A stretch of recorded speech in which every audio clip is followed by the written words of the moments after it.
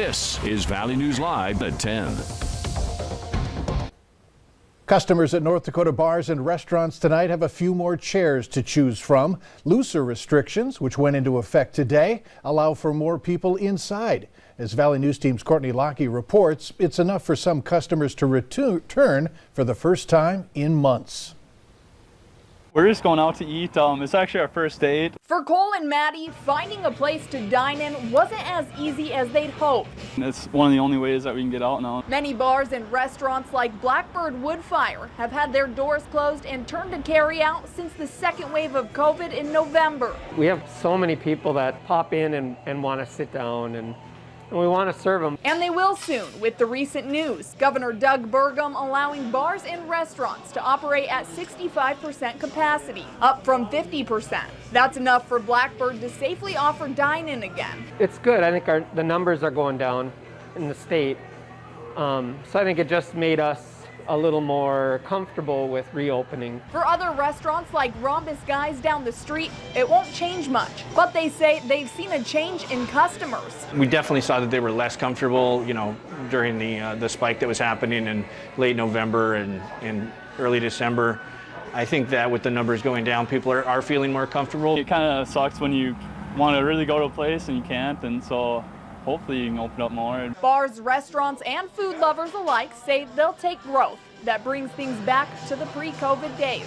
In downtown Fargo, Courtney Lockie, Valley News Live. Governor Burgum also eased restrictions on the number of people gathering at banquet, ballroom, and event venues to 50% capacity. You can find the details on our website or download the VNL News app.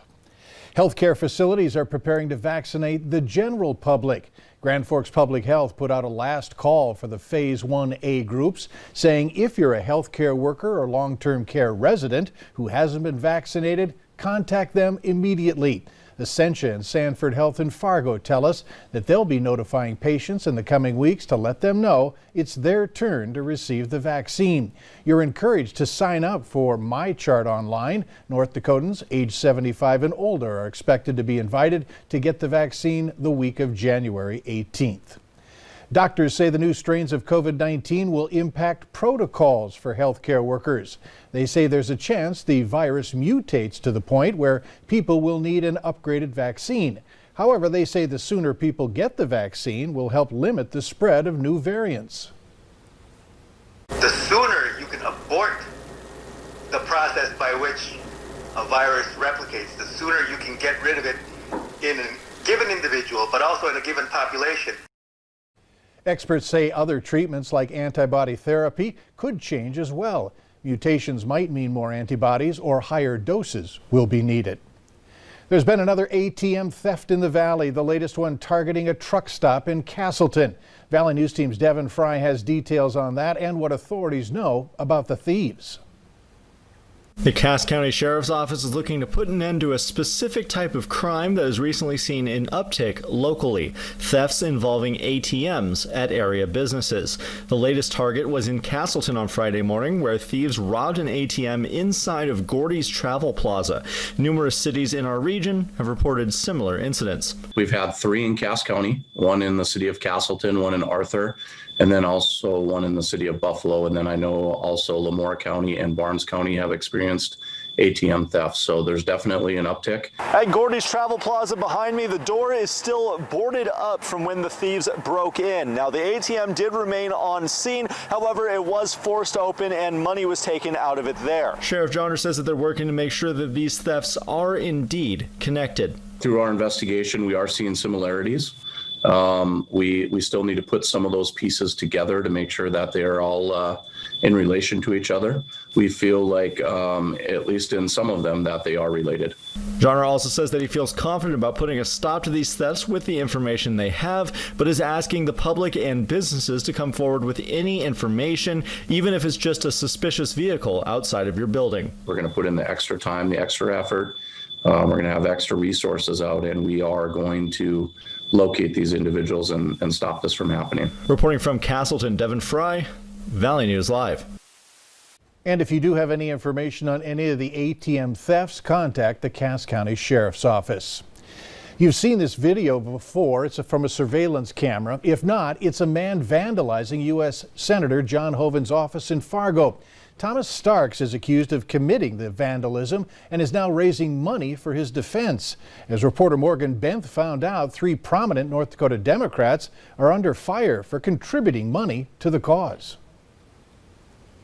Democratic NPL Party Chairwoman Kylie Overson, Party Executive Committee Representative Ellie Shockley, and the party's nominee for Lieutenant Governor in 2012, Ellen Chaffee, all gave donations to the Starks family.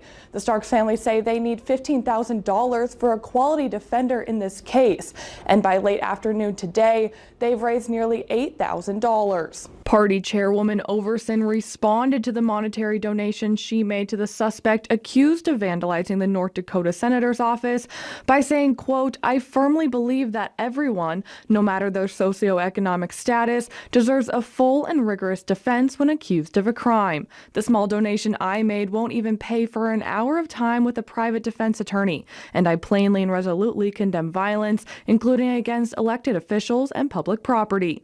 But North Dakota Republican Party Chairman Rick Berg disagrees, saying video evidence leaves little in doubt about this attack. So it is unfathomable why ND Dem NPL officials would lend their name and financial support to a man they refer to as innocent. For Starks, his preliminary hearing is scheduled for January 21st. The family of a murdered Moorhead teenager is speaking out tonight after a long-awaited guilty plea. 27-year-old Ethan Broad today admitted in court to stabbing 19-year-old Destiny Avery and hitting her over the head with a pipe. He also admitting to cutting up her body in the garage of his apartment and throwing it away. I definitely feel like Destiny got justice today.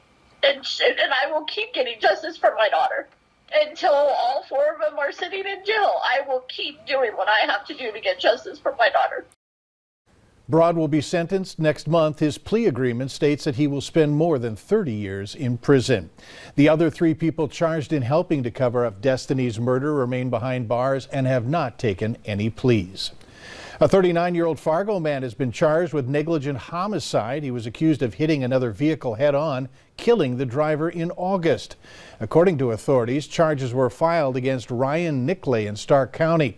The North Dakota Highway Patrol says he was driving on Highway 22 when his car crossed the center line and collided with another vehicle head-on.